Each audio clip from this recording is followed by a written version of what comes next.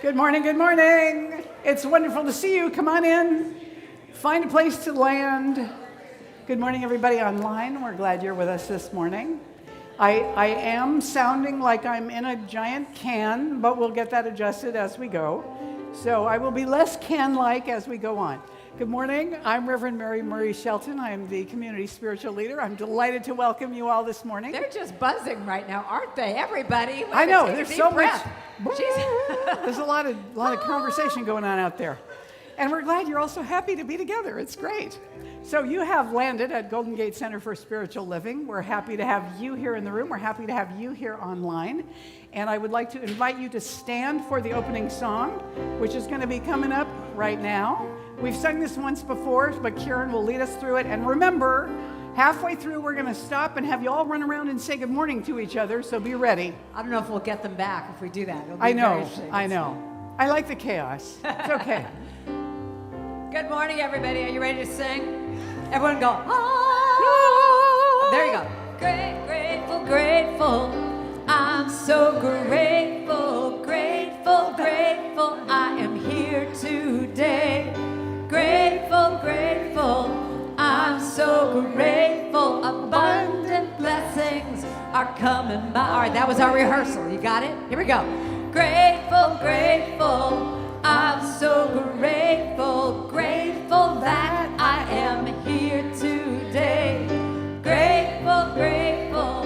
I'm so grateful. Abundant blessings are coming my way. Now let's go to the next one.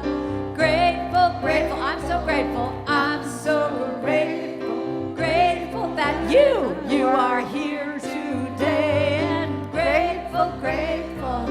I'm so grateful. Abundant blessings are coming your way. Got that one? Let's do that again. Grateful, grateful. I'm so grateful, grateful that you are here today. Grateful, grateful. I'm so grateful. Abundant blessings are coming your way. So go tell someone abundant blessings are coming your way. Go greet each other. Go say hello. Good morning to everybody. Go around and say hello to everybody.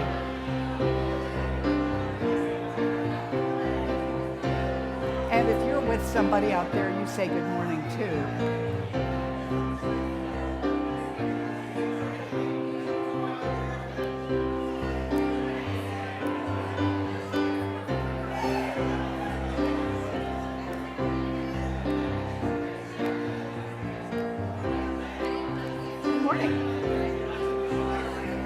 Good morning. I'm so glad you're here.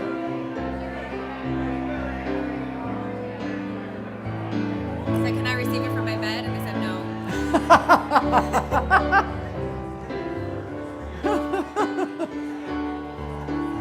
All right, here we go. Come on back.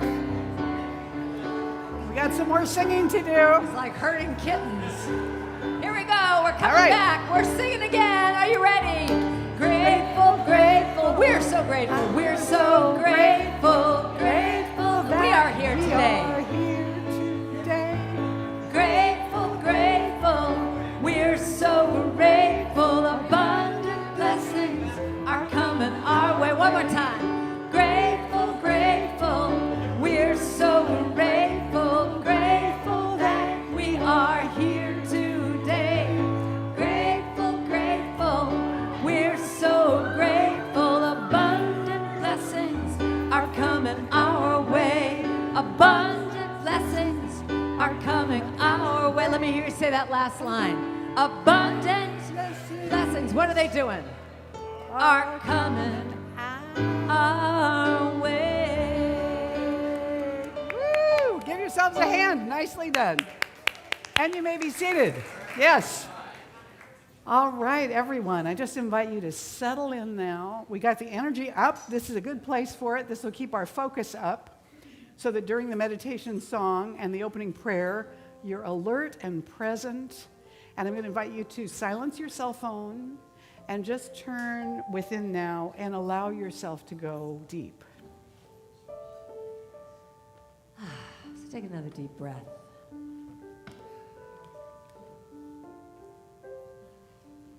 beautiful little meditation song for you this morning by my wonderful friend and co-writer, Gary Lynn Floyd.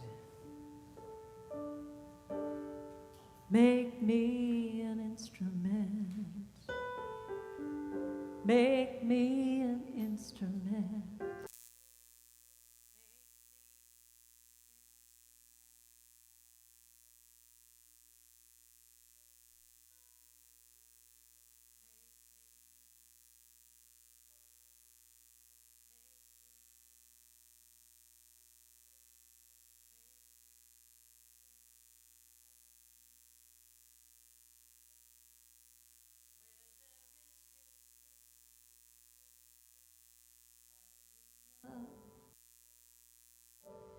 Where there is sadness, I will bring joy. Where there is darkness, I will shine. I am an instrument of peace. Make me an instrument of peace. Make me an instrument. Make me an instrument. Make me an instrument of peace. Make me an instrument. Make me an instrument. Make me an instrument of peace. And where there is hatred, I will love. And where there is sadness, I will bring joy. And where there is darkness, I will shine. Make me an instrument of peace. I am an instrument of peace.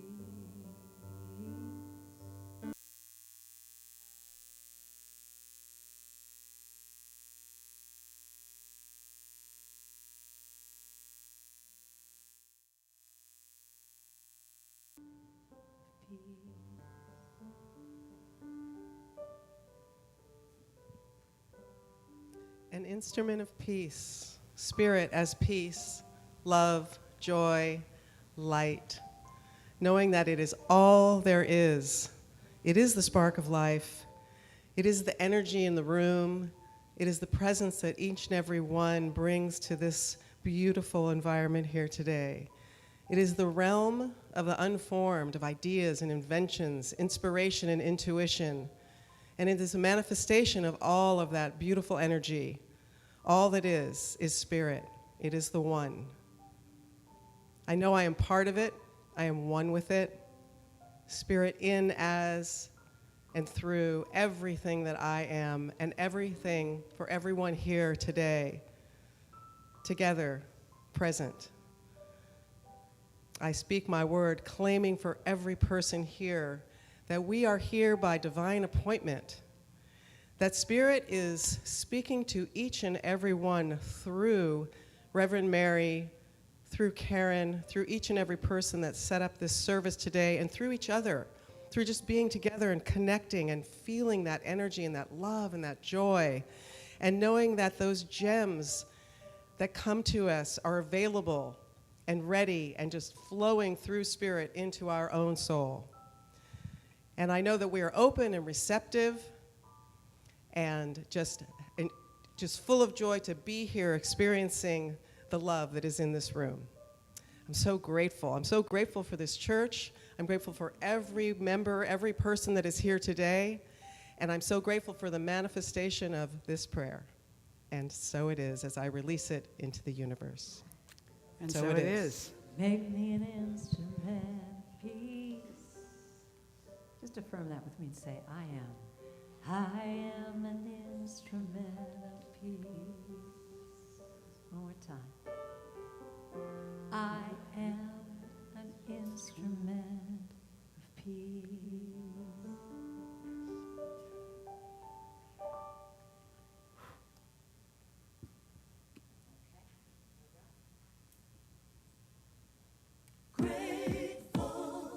feeling grateful a Yeah. little bit? Yeah.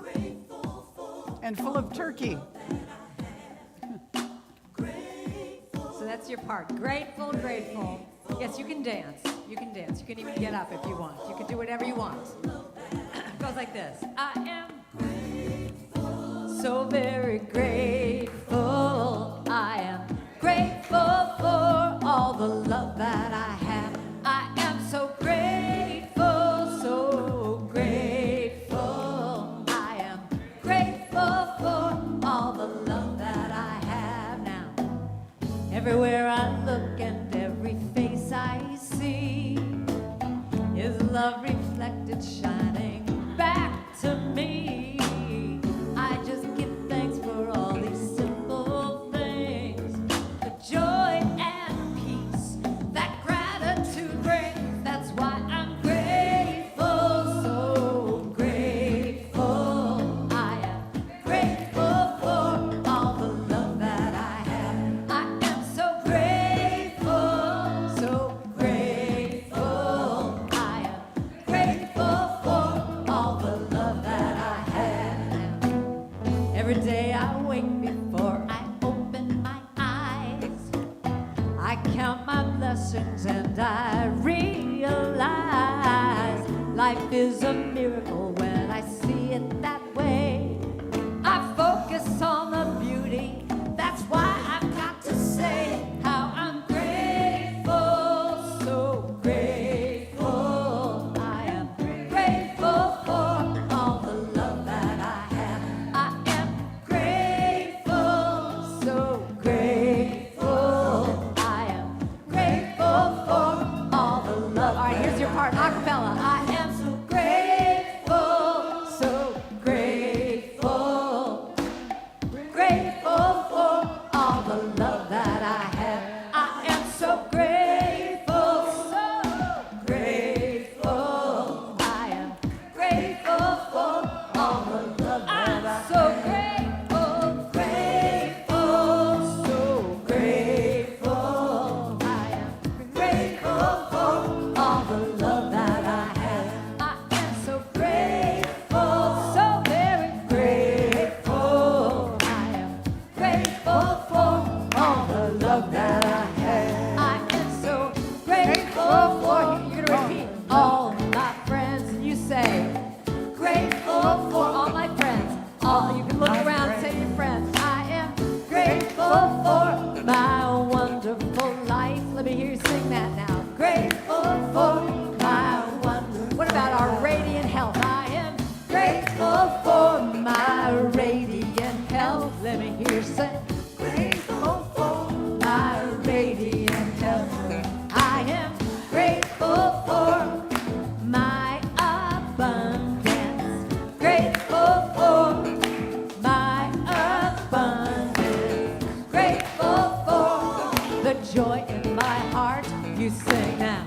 Grateful for the joy in my heart. How about now? Grateful for the peace that I feel, yeah. Grateful for the peace that I feel. I am grateful for every blessing now. Grateful for every blessing. Grateful for Reverend Mary. Reverend Mary, we're all grateful for Reverend Mary. Aw, thank you. Well, all right. Good morning again. We are looking at the end of 2021 now, where we've been looking at timeless wisdom and evolutionary vision, which is not going to end with 2020, or whatever year this is, 2021, obviously, or 2022. But here we are in the midst of this. And this latter part of November, we're looking at the theme, breathe in the view. Like sometimes it's time to stop trying to be happy and just be happy. Just breathe in the view. And this morning, I'm talking about gratitude beyond gifts. So I actually had an interesting experience this morning just as we were about to start, which was that Sophia DePaula came up to me. Do you mind if I say this, what you said to me? Sophia DePaula came up to me and she said this morning she was told she had a message from God, and she said, "Can I get it from my bed?" And the answer was no. And it reminded me of this story that I just read about a fellow who, as he was preparing to make his transition, he told his family that he was going to be cremated and he wanted them to spread his ashes out at a certain place near the ocean, you know. And he also said, "After I'm gone, you watch, because I'm going to send you a sign that will demonstrate to you that it is good to be a generous, grateful person in your life." And they said, "Okay, fine." So 2 days later, he died. He was cremated. The family the next week took the urn. They went out to go and distribute the ashes. But when they went to do it, they discovered that the urn was actually screwed shut. And so they couldn't get the top off to do, you know, what he had requested that they were committed to doing.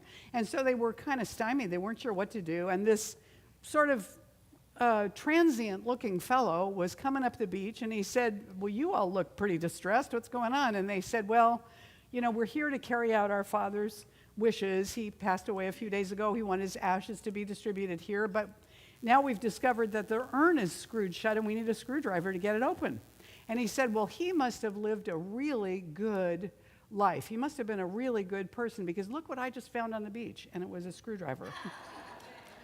So there was their sign. There was their message from Dad or the father of the family, that it was good to live that kind of a generous, gracious, grateful life, because he had immediately provided them with proof that something was there for them when they needed it. So when we're talking about being grateful beyond gifts, you know, it's natural for us to be grateful for what we've received.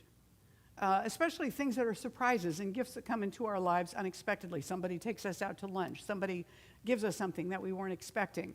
It's natural to feel grateful for those things.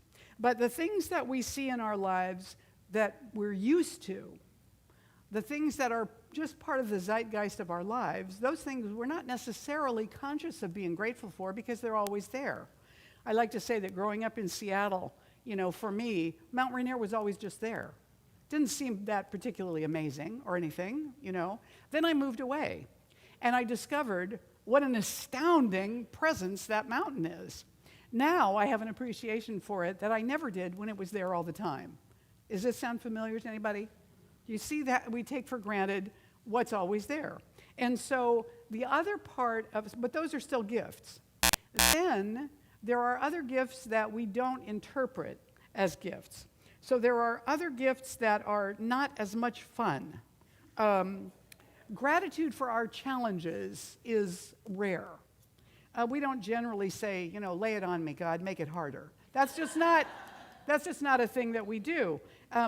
Dr. Michael Beckwith said, as you begin to be grateful for what most people take for granted, the vibration of gratitude makes you more receptive to good in your life.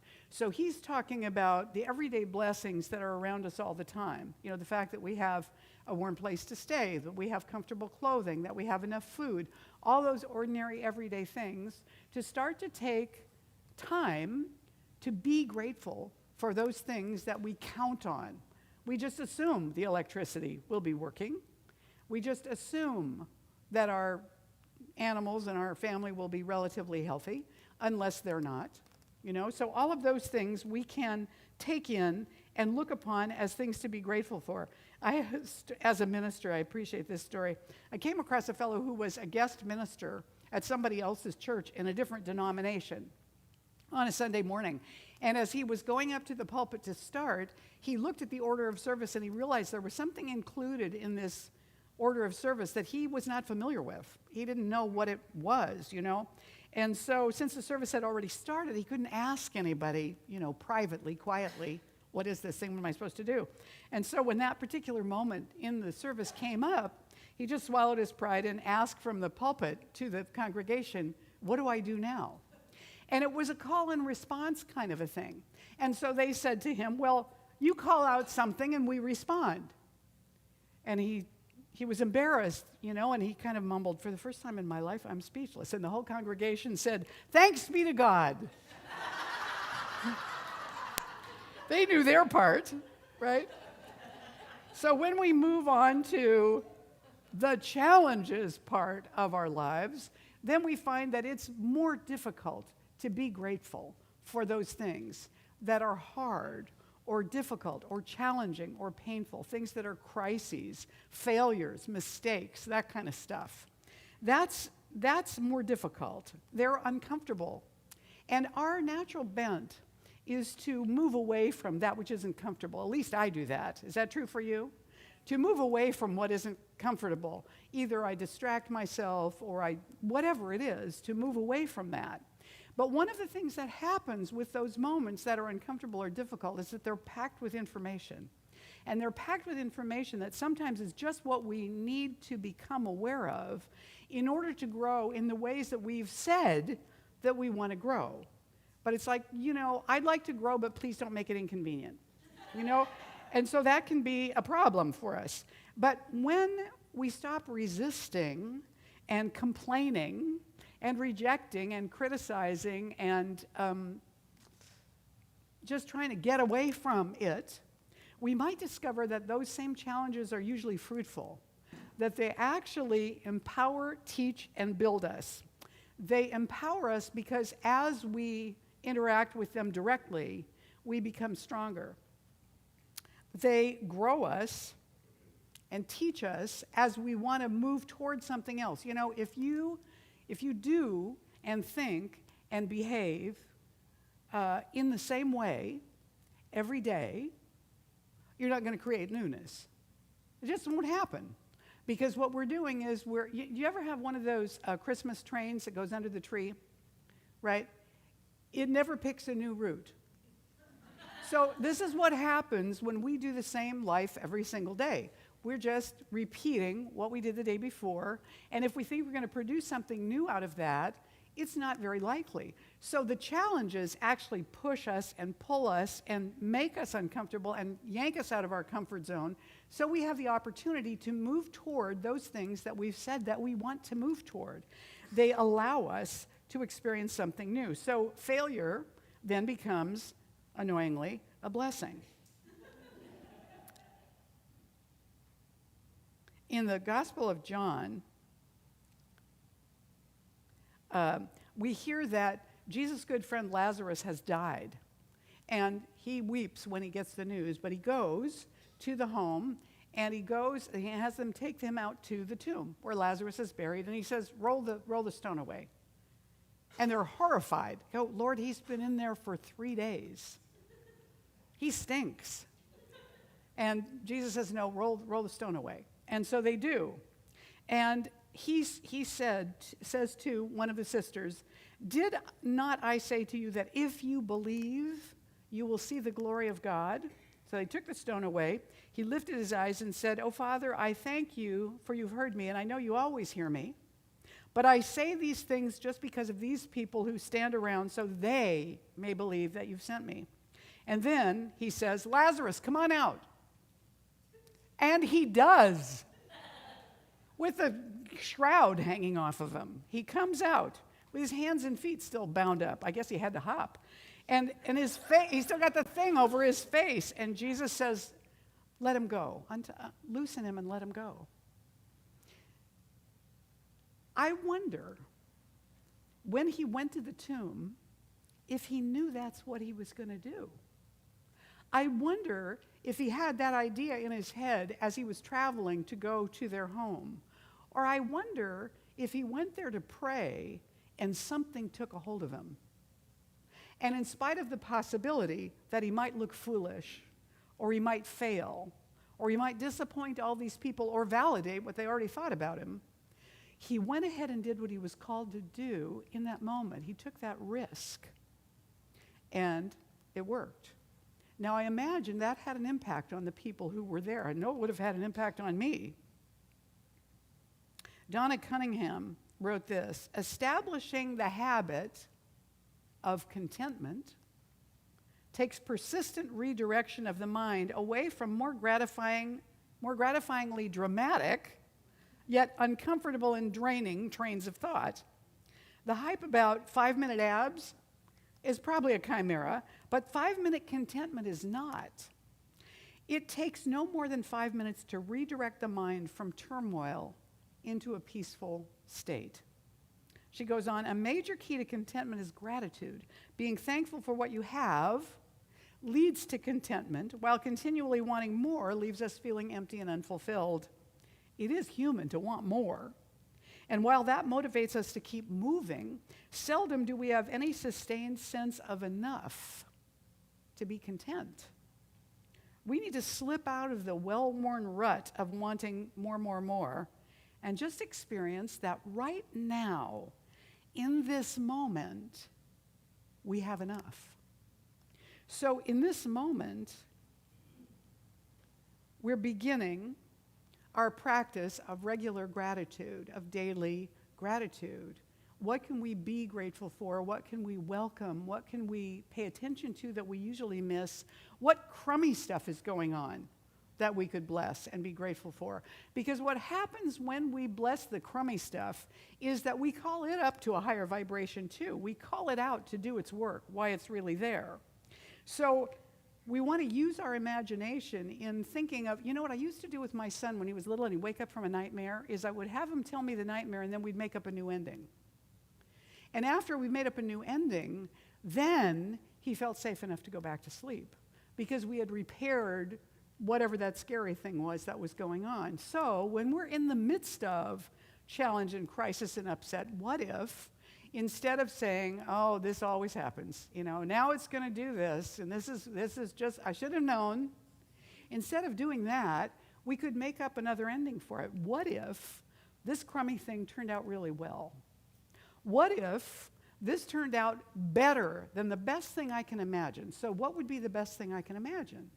And then feel what that feels like, that best thing I can imagine.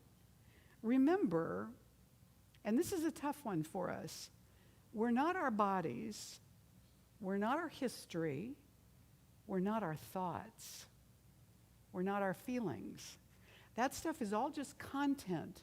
It's flowing through consciousness, and we're just becoming aware of it. And then we take it on like it's ours. We're hanging out in these, but they're temporary costumes. The thoughts that go by don't belong to us. They belong to human consciousness, but we tune into them when they're familiar to us, when they're things we're used to thinking and feeling. We tune into them, we pull them through our minds, and we think that they're ours. We do the same thing with emotions. Then they get familiar, and we just recycle. Every time they come around, it's like, oh yeah, there's that thought again. Yep, that's the truth. But it isn't really ours. So if we want to shift that, we have to be able to question some and to recognize that, oh yeah, that's content. That's not the context. That's not the reality of who I am. It's just content. And we can let go of it more easily when we recognize that it's just content. Does this make sense? Are you sure? That was kind of tentative, so I'm just checking, okay? A Course in Miracles has a lesson toward the very beginning that says, these thoughts don't mean anything. Now, I remember the first time I did that lesson, it was like, what? What? Of course they mean something. I mean, these thoughts mean everything. I like my mind. This is what I'm into. These thoughts are important. No, not really. They're just the same thoughts I had yesterday and 2 weeks ago, and 6 months ago, and they're just thoughts, right? What I learned at Rhythmia when I was there for the retreat from one of the shamans was, no thought is more important than this breath. Now, if I were to pay as much attention to my breath as I do to my thoughts, wow, that would transform my life. No thought is more important than this breath. Take a breath. Put your attention on your breath. Take another breath. When we're really in the mindset of no thought is more important than this breath, suddenly the whole world shifts. We come right into the present moment because our focus is on the movement and the feeling of the breath, not the rerun of the last thought, but this breath now. And then take this practice and apply it liberally.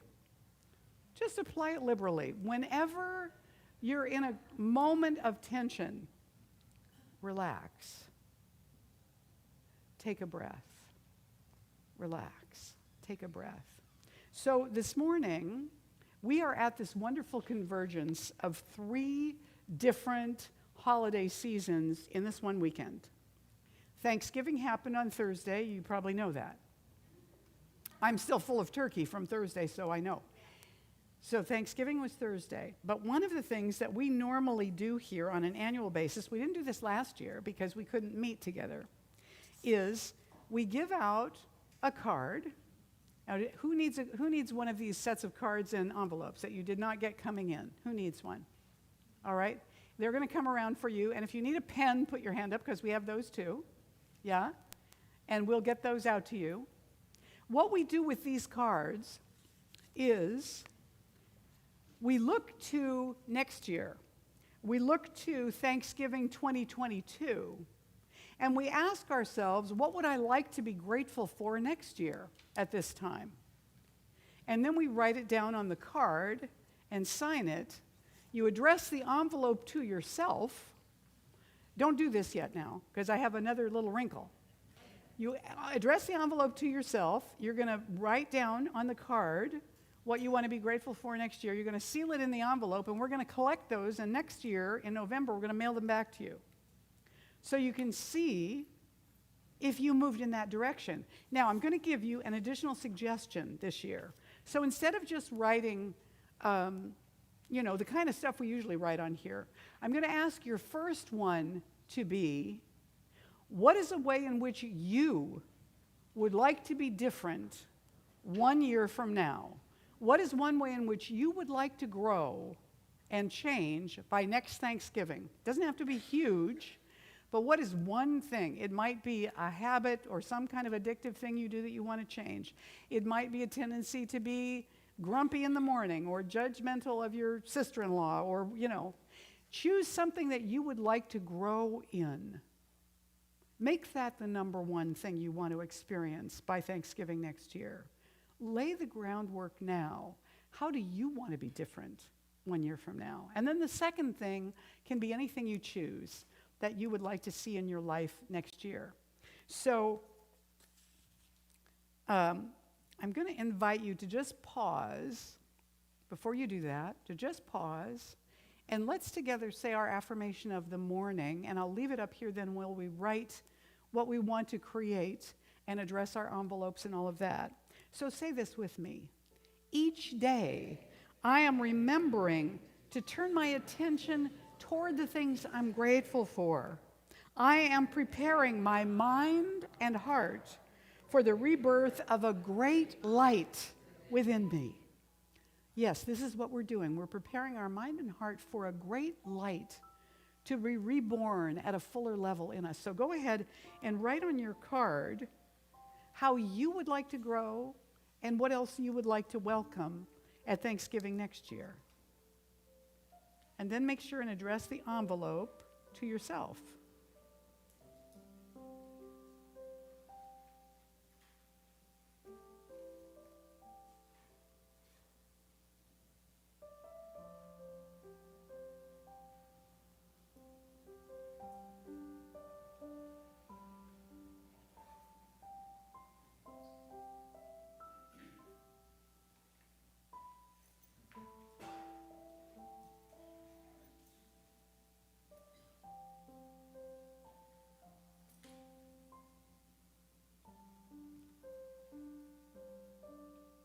Now, you can do this at home, too. Those of you that are watching online, all you need is a piece of paper and an envelope.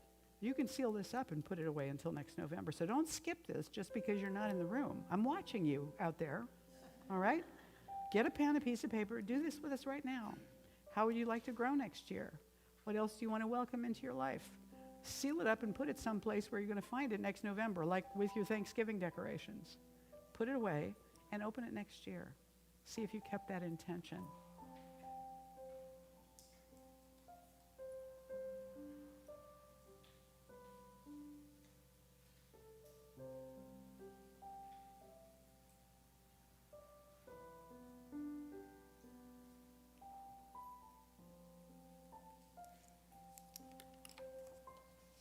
Then when you're finished, make sure you've addressed your envelope to yourself. Go ahead and put your card in and seal it up.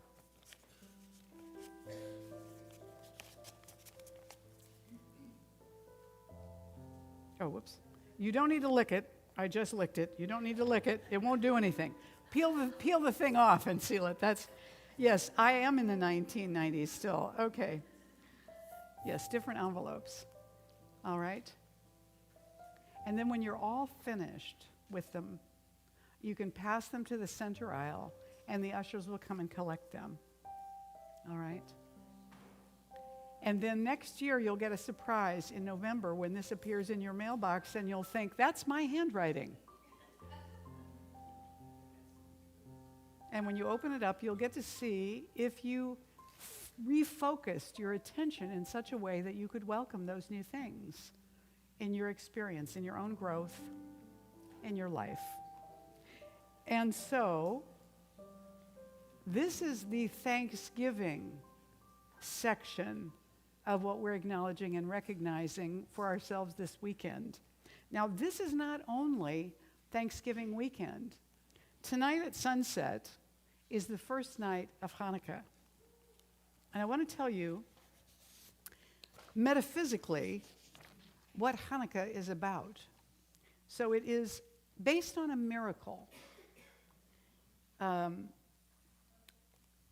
In Syria, there was a king who outlawed Judaism and made it his practice, and made the practice of Judaism punishable by death. He, as a matter of fact, erected a statue of Zeus in the tabernacle of the temple. That's the most holy part of the temple. He erected a statue of Zeus and slaughtered pigs on the altar. And you know, in the Jewish tradition, pigs are unclean. So there wasn't much more he could do to desecrate the temple than that. So when the Jews overcame the Syrians and reclaimed the temple, they wanted to reconsecrate it. And one of the things they needed to do was to light the sacred oil and keep it burning for a certain period of time, for a number of days, for 8 days. But when they went to do this, they realized they only had a day's worth of consecrated oil. And because of the process that was required, they would not be able to have more for 8 days. And so they had to decide whether they would go ahead and light this lamp, knowing that it wasn't going to last long enough, or not. And they decided they would. They would go ahead. So they did the ceremony, they lit the lamp, and it burned for 8 days. 1 day's worth of oil. So in the metaphysical interpretation of this, we are the temple. We're the temple. And our inner selves have gotten mucked up by thoughts and beliefs that are unworthy of us, that don't really serve who we are in the life that we're in. And so we must recommit then and rededicate ourselves to our spiritual practices, whatever they are: meditation, affirmations, visioning, treatment, going for long walks, working out, going on retreats, whatever your spiritual practice is, reading inspirational material, maybe all those things, doing breath work, seeing your therapist, seeing your practitioner, whatever it is, it's time for us to retune ourselves to those, to reclaim them, to recommit to them, to begin to do the adjustments that we need to do inwardly, and to come back as many times as we need to. As Rumi says, come, whoever you are. This caravan has no despair. Even though you have broken your vows perhaps 10,000 times, still, come. Come again, whoever you are. Wanderer, worshiper, lover of leaving, come. So there are, on the first night of Hanukkah, there are 3 blessings that are said. Now, with Hanukkah, so I have a little menorah here for Hanukkah. There is a central candle. This is called the Shemus, and this is a helper candle. And the role of this candle is merely to light all the other candles. And then, because this is done at sunset with the prayers, when the candles are lit, then they must remain burning until they go out, at least for half an hour. And so I'm not going to do the blessings in Hebrew because I would butcher it so badly. I'm going to do a metaphysical version of each of these 3 blessings for this candle as we light it. So this is in the format of the Hebrew blessing. And always the menorah is lit from right to left, not from left to right. And the second night, they put in 2 candles and light them from left to right. And the third night, 3, and so on through the 8 nights of Hanukkah. Holy is the Creator, the source of all that is, who made us also holy by choosing to manifest us through the power of your creative law, and who reminds us always to keep our inner light kindled and burning brightly. The second blessing, holy is the Creator, the source of all, whose creative law manifested amazing results for our spiritual ancestors who knew the law and used it during this sacred season. And the third blessing, holy is the Creator, the source of all that is, who chose to become each person who has ever been, and to guide and support us all at every moment from then until this moment now. And so that precedes all the food. As one of my dear friends in Southern California, I've known since the 90s, who is Jewish, says, all Jewish holiday traditions can be boiled down to the same 3 ideas. They tried to kill us, we survived, let's eat. So that is not part of the Hanukkah tradition, but I thought those are good blessings too. We are now at the first Sunday of Advent today, which I must say, I often forget the last Sunday in November is the first Sunday of Advent, so I have to catch up later, but this time I remembered. So we have the Advent wreath here in the first candle. Now, the first day of Advent is hope. So the first candle represents hope. The wreath is the eternality of God, the boundless, unconditional love, no beginning, no end. It's green for renewal, and the candles symbolize the light of God coming into the world. So the first one is a candle of hope. Now, when we filled out our form for next November, what we want to be able to welcome, we entered into a hope, an intention, but a hope that a year from now, we will be able to look back at what we wrote and see that we did that. That it wasn't just a wish that we sent out there and forgot all about for the whole year in this little sealed up envelope, but actually that we set something in motion today that is even more than hopefulness. It is intention. Intention. That we will, through this optimism, through this hopefulness, that we will be changed by this time next year. That we will not be the same group that we are today. And that what we have sent out as our intention is fulfilled. So this hope was the hope for those who were hoping for a Messiah to come to the world and save them. Like, come, do it for us. But that was not what the Messiah was really all about. But the light, you see, this season of the year, every culture that's in darkness in North America has something about increasing the light. Now, right now, we're in increasing darkness. We're going to be in increasing darkness for another month. But at the same time, we're anticipating an increase in light. That's why we affirmed it together ourselves. That's why these candles happen at this time of the year. Because the remembrance and the reclaiming of the light is a part of our hopefulness of what we wish to become and bring into the world. So, having honored all these holidays and recognized that we are grateful for where we are right now, I'm going to invite you to join me now. I forgot. There's the first Sunday of Advent. First candle is lit. Now I'm going to invite you to join me in prayer.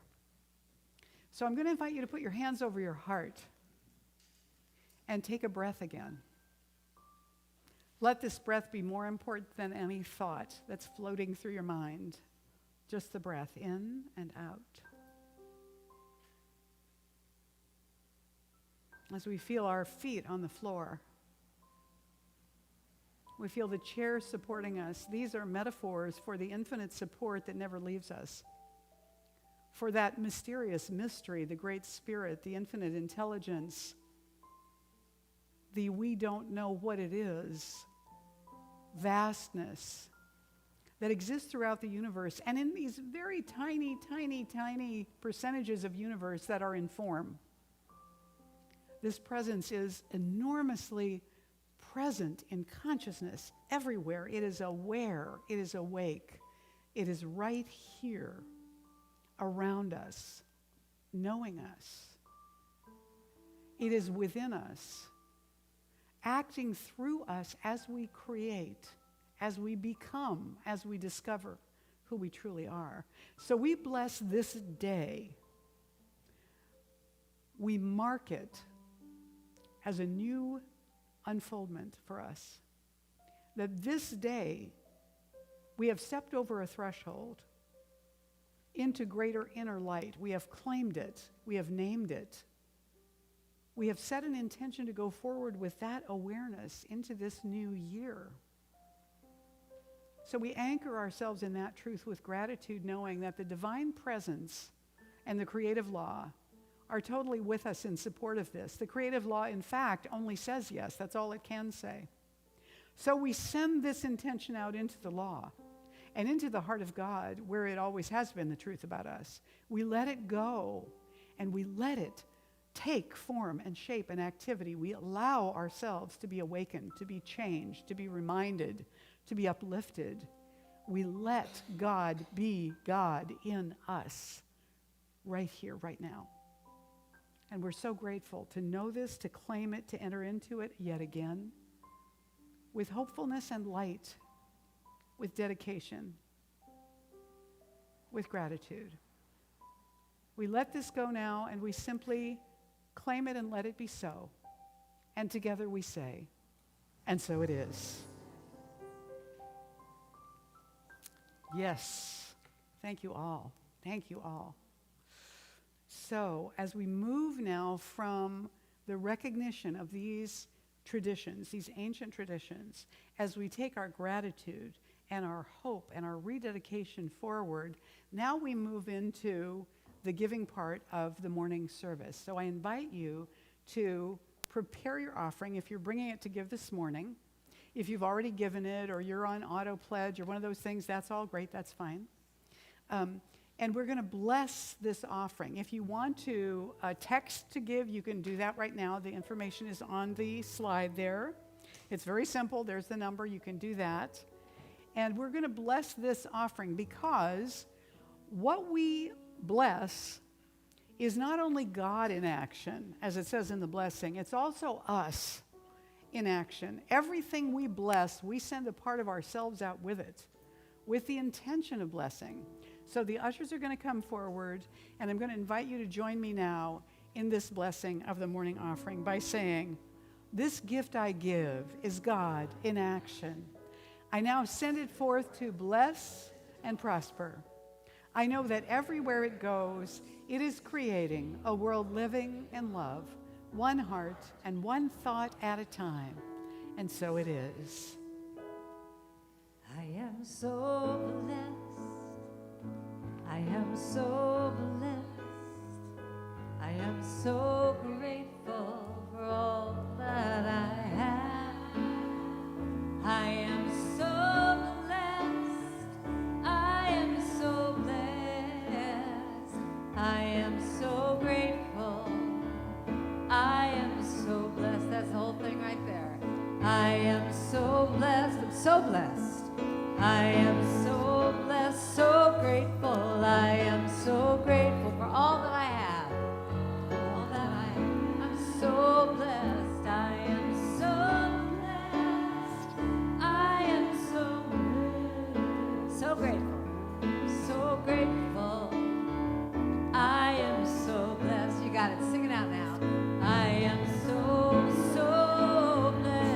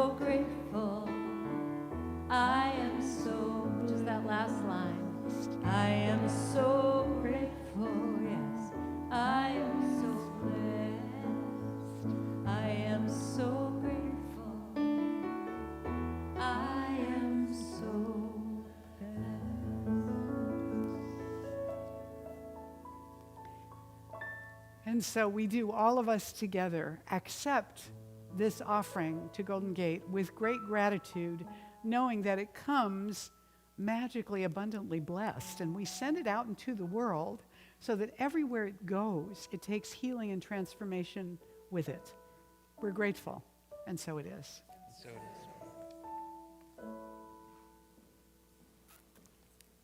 All right. Now, if you're with us for the very first time this morning, I want to thank you for being here, and I want to let you know that at the back table, the side table over here, we have welcome packets for you. They say welcome right on them. And inside, you're going to find a blue card that says welcome on top. If you fill this out and give it to Galen, she's the girl with the blue hair back there, or green hair, she will give you a gift. And the gift is our thank you to you for being here with us this morning, and also our encouragement for you to come back and be with us often in the future. We would love to be your spiritual family and home here. So we hope that you will enjoy that and take care of it. Also, I want to especially thank all of our team members who this morning helped to make it possible for us to be here and have this wonderful service. And, you know, I never put her on here, and I want to thank Amanda for coming and always doing whatever she can find that needs to be done. She's helping me schlep bags and set stuff up, and she never gets any recognition. So I thought, well, geez, it's really time to say thank you. So let's thank everyone. I want to remind you that last week, Ellen Nicosia and Deborah Irwin shared with us about the Climate Action Series. There are 2 series happening in January that are free classes to assist Marin residents in making a difference in global warming. They're all things that can be done. And we will begin in January providing you with a special tip every single week about something you could do, something you might take on yourself that will support the planet. And so you can, though, take this further if you participate in one of these classes. There are 5 sessions over 10 weeks, and you get to brainstorm in groups about how you'd like to participate and up-level what you're doing so that it changes the world. And Ellen is here. Deborah's there, okay? And they will be back at that table where Paula is right now. After the service, you can go back and ask them any questions. Ellen's actually taken this class before. You can ask them any questions. You can also express interest in signing up for these classes, so we encourage you to do that. And thank you. Oh, and Arthur is also involved in this, and Arthur and Deborah and Ellen are all 3 going to be helping us with those tips that are coming up, and we'll start them in January as we go into the new year. So thanks, all of you. Also want to remind you that next Sunday, Marilyn Letzos is going to be doing Quick Start. That's on Zoom. It's a 1-hour free workshop. Love offerings are, of course, accepted. If you would like to participate in this great review or orientation, if you're new, for Science of Mind Philosophy, you can email administrator at GGCSL, Golden Gate Center for Spiritual Living, administrator at ggcsl.org, and our administrator, Sonia, will send you the Zoom link and the handouts that you need for that workshop, so please do that. Also want to tell you early that this dear lady has her second Sunday Sacred Sing coming up on the 12th of December. That's online on Zoom. You can get more information on her website. That is also love offering oriented. It's at 6 o'clock, and it's, how long is it? An hour. It's an hour. So come and sing with Karen. Come and sing with Karen. Also, we are having a marvelous Yuletide celebration on the 22nd of December, right here, from 7 to 8:30. We encourage you to come. There's going to be caroling, stories, ritual, food, drumming, and general insanity. So please come and join us for the celebration of Yule. Also, those of you that weren't here 2 weeks ago did not get a chance to do your giving intention for 2022.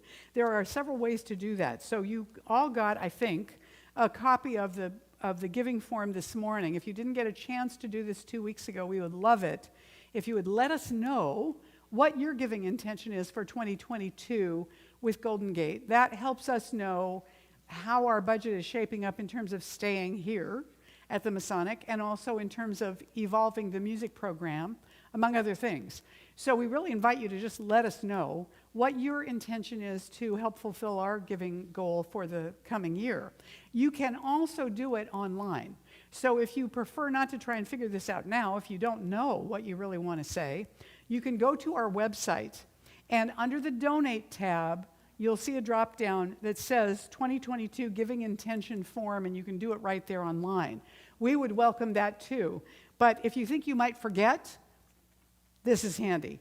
Go ahead, seal it up in here, and you can turn this in with the offering. Oh, no, you can't. We did the offering. You can, give these to Paula. Give those to Paula. Yeah, and that will take care of that for us. Okay. All right, I want to remind you that our practitioners are available for you every Sunday to pray with you. Don't overlook that gift.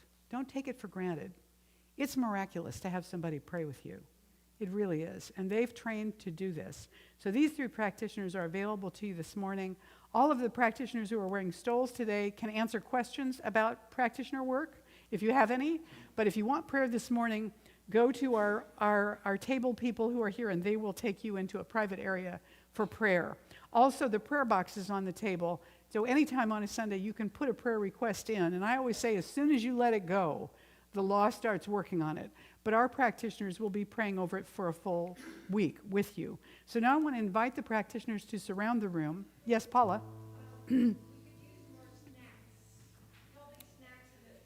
We could use healthy snacks, more healthy snacks. Feel free to bring snacks. I talked to Paula if you'd like to sign up to bring snacks so she knows. We are snack ready, but we're missing some snacks. So you have coffee this morning. I can't vouch for the snacks, but there you go. So with the ushers, please surround the room now. Not the ushers, the practitioners. The ushers are all panicking about now, like, don't make us pray out loud. All right. So let's take this moment and just allow yourself to be enfolded in the chamber of prayer as all of us together pray for our gratitude and for our intentions that have been made this morning. All right? So just breathe in this prayer all around you. Here and now, I remind myself of the one infinite presence which is all around and within me right here and right now. This one knows what is needed. It knows through us and as us what we're called to, what our next unfoldment is, what guidance we need, and all that we have been gifted with to bring forward in our lives. I know and declare right now that everyone in this room is empowered and committed and uplifted into the consciousness of yes, I can, that allows them to give these gifts, to set their intention, to maintain the intention, and to give those gifts, and to step into lives of greater contentment, peacefulness, and wholeness, starting in this moment, starting with me, right here and right now. I release this prayer knowing it's already complete, and I am grateful knowing that it is done now. I let it go and let it be, and so it is. And so it is. And so I invite you now to stand with us and join us in the benediction and the closing song. Let's say this together. I now walk so that whoever walks beside me dwells in the presence of God. And whoever places a hand in mine is lifted. And whoever thinks of me is illumined with God consciousness. For spirit and all people and I are one eternally, and so it is. I am grateful, grateful for this day, for the love we share and the life we make. And I give thanks for all the many ways that the love of God appears. Got it? Here we go. Let's sing it now. I am grateful, grateful for this day, for the love we share and the life we make.